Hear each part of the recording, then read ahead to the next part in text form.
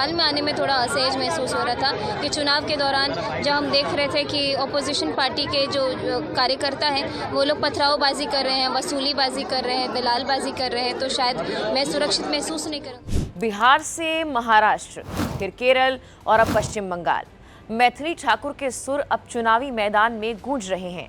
राजनीति के इस शोर के बीच उनका अलग अंदाज लोगों का ध्यान खींच रहा है। बिहार की सबसे युवा विधायकों में शुमार मैथिली इन दिनों बंगाल की राजनीति में एक नए और दिलचस्प स्टाइल के साथ चर्चा में हैं। हाल ही में एनडीए के चुनाव प्रचार के दौरान उन्होंने बंगाली भाषा में गाना गाया और बस वही वीडियो सोशल मीडिया पर छा गया। स्थानीय भाषा में गाकर लोगों से सीधे जुड़ने की उनकी कोशिश रंग लाती दिखी। भीड़ में उत्साह अलग नजर आया। साफ है कि ये तरीका पारंपरिक भाषणों से हटकर एक नई सांस्कृतिक रणनीति बनता जा रहा है।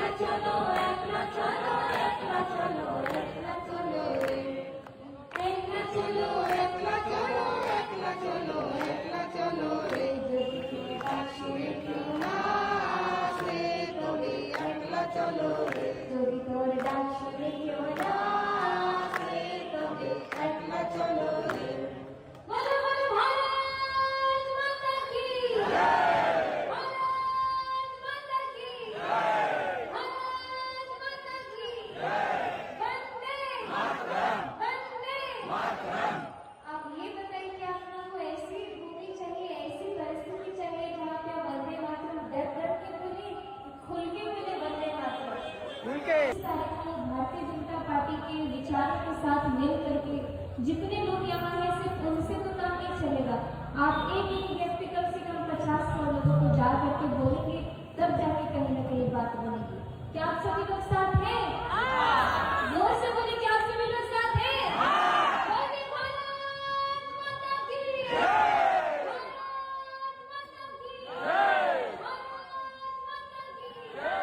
पश्चिम बंगाल के चुनावी रण में बीजेपी ने इस बार बड़े बड़े चेहरों को मैदान में उतारा है। प्रधानमंत्री नरेंद्र मोदी, गृह मंत्री अमित शाह, यूपी के सीएम योगी आदित्यनाथ, पूर्व केंद्रीय मंत्री स्मृति ईरानी और अभिनेत्री कंगना रनौत जैसे कई बड़े नाम लगातार रैलियां कर रहे हैं, प्रचार कर रहे हैं। कई राज्यों के मुख्यमंत्री और दिग्गज नेता भी मैदान में हैं, लेकिन इन सबके बीच मैथिली ठाकुर अपनी अलग पहचान बना रही हैं। बिहार के अलीनगर से विधायक और गायिका मैथिली बंगाल में लगातार रैलियां और रोड शो कर रही हैं। उनका बोलने का अंदाज खासकर महिलाओं को खूब पसंद आ रहा है। वो न सिर्फ भाषण देती हैं बल्कि अपने सुरों से माहौल बना देती हैं और यही उन्हें बाकी नेताओं से अलग करता है। बिहार बीजेपी के बड़े नेता और राज्य के सीएम सम्राट चौधरी और बंगाल प्रभारी मंगल पांडे हिंदी भाषी इलाकों में सक्रिय हैं, लेकिन दिलचस्प बात यह कि मैथिली की सभाओं में खासकर महिलाओं की भीड़ ज्यादा नजर आ रही है। राजनीतिक विश्लेषकों के मुताबिक इसके पीछे 3 खास और बड़ी वजहें हैं। पहली, मालदा और आसपास के इलाकों का मिथिला कनेक्शन, जहां बड़ी संख्या में मैथिली भाषी और बिहारी प्रवासी रहते हैं। दूसरी, देश की सबसे युवा विधायकों में से एक होने के कारण मैथिली का युवाओं और महिलाओं से जुड़ाव। तीसरी, भजन और भाषण का अनोखा मिश्रण, जहां वो जय मां काली और लोकगीतों से शुरुआत कर सीधे लोगों के दिल तक पहुंचती हैं। इसी बीच मैथिली ठाकुर ने राजनीतिक माहौल पर भी अपनी बात रखी।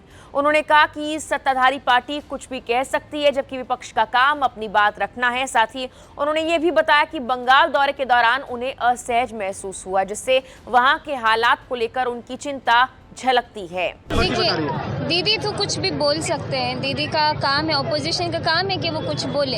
हम लोग का काम है, हम लोग कैसे जनता की सेवा करें, अपने माता बहनों की सेवा करें, हमारे जितने भी बंगाल के लोग हैं उनके लिए प्रधानमंत्री किस प्रकार सेवा करें, वो तो वो सोच रहे हैं। लेकिन ऑपोजिशन का और क्या काम है? हम तो एक्सपेक्ट ही वही करते हैं ना कि वो कुछ बोले, कुछ इसमें ट्विस्ट डालें, कुछ आड़ा तिरछा बोले, और ये उनका कर्म है, वो कर रहे हैं। दीदी तो बोलती है बिहार और यूपी में नारी खुद सुरक्षित नहीं हो, बंगाल में आके क्या बीजेपी की दीदी के बोलने से थोड़ी ना होगा। हम खुद बिहार से आए हैं और मैं खुद बिहार की बेटी हूँ और हम लोग बहुत सुरक्षित हैं। अगर कहीं भी कुछ भी असहज किसी भी लड़की को वहाँ महसूस होता है या फिर अगर कोई ऐसा क्राइम होता है 24 आवर्स के अंदर अरेस्ट होते हैं, और मैं खुद लड़की हूँ और मैं इस बात की सुनिश्चित करने के लिए आप सभी लोग के बीच में भी खड़ी हूँ कि मैं बिल्कुल महफूज हूँ। इवन मुझे बंगाल में आने में थोड़ा असहज महसूस हो रहा था कि चुनाव के दौरान जब हम देख रहे थे कि अपोजिशन पार्टी के जो कार्यकर्ता हैं वो लोग पथरावबाजी कर रहे हैं, वसूलीबाजी कर रहे हैं, दलालबाजी कर रहे हैं, तो शायद मैं सुरक्षित महसूस नहीं करूँगी। लेकिन जब मैं अपने भारतीय जनता पार्टी के कार्यकर्ताओं के बीच में हूँ तो मैं अब सोना भी पहन के घूमती हूँ, मुझे कोई डर नहीं लगता क्योंकि मुझे मालूम मेरे भाई लोग हैं मेरे साथ। ये 2026 में परिवर्तन होगा? 2026 में आप लोगों के प्यार और उनके साथ जो बीजेपी के साथ जो उनका जो स्नेह है उसको देख करके आपको पता चलेगा कि 2026 में परिवर्तन होगा और इस बार बंगाल जागेगा। बोला जाता है कि जब भी चुनाव आता है तो केंद्रीय एजेंसी को भी बंगाल में लगा दिया जाता है, CBI ये सब एजेंसियों को लगा दिया जाता है विरोधी दल के नेता को परेशान करने के लिए। अब परेशान करने के लिए मुझे नहीं लगता। हम खुद अभी एक गाड़ी से गुजर रहे थे, बगल में ममता दीदी की गाड़ी जा रही थी, वो तो बहुत ही अच्छे से जा रही थी। कौन परेशान है? कहाँ कोई परेशान है? इससे पहले भी केरल में मैथिली ने स्थानीय भाषा में गाकर लोगों में जोश भर दिया था और वहां भी उनका अंदाज लोगों को खूब पसंद आया था। दिलचस्प बात यह कि ऐसी रणनीति की झलक पहले महाराष्ट्र के नगरपालिका चुनावों में भी दिख चुकी है, जहां मैथिली ने मराठी में गाकर अपनी अलग पहचान बनाई थी। उस दौरान उनके वीडियो भी सोशल मीडिया पर खूब वायरल हुए थे। अब सवाल उठ रहा है, क्या एनडीए का ये सॉफ्ट पावर वाला दाव सच में चुनावी नतीजों पर असर डालेगा? मैथिली ठाकुर सिर्फ एक राजनीतिक चेहरा नहीं बल्कि एक लोकप्रिय गायिका भी हैं। बिहार की मुस्लिम बहुल अलीनगर सीट से उन्होंने चुनाव जीतकर इतिहास रच दिया था, जहां पहली बार बीजेपी को जीत मिली। इससे पहले तेजस्वी यादव और तौसीम आलम जैसे युवा नेता चर्चा में रहे, लेकिन मैथिली ने 25 साल की उम्र में सबसे युवा विधायक बनकर नया रिकॉर्ड कायम किया।